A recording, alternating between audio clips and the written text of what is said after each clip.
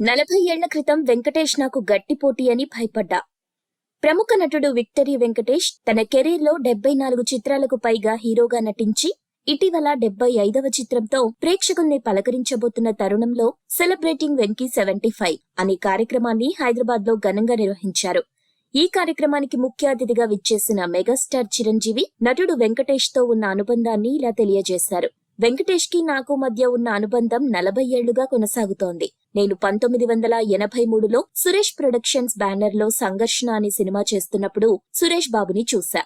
సురేష్ బాబు అప్పుడప్పుడే సినిమా నిర్మాణ పనులు తన తండ్రితో ఉంటూ నేర్చుకుంటున్నాడు. అప్పుడు రామానాయుడు గారికి రెండవ కొడుకు కూడా ఉన్నాడని నాకప్పుడే తెలిసిందే. దీంతో అతను ఎలా ఉంటాడని తెలుసుకోగా పర్వాలేదు అని అక్కడ వాళ్లన్నారు.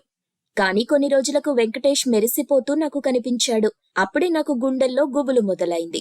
ఎందుకంటే నాలాంటి నటులు రామానాయుడు గారి నిర్మాణ సంస్థలో పనిచేయడం అంటే ఓ భరోసా, ఓ ధీమా.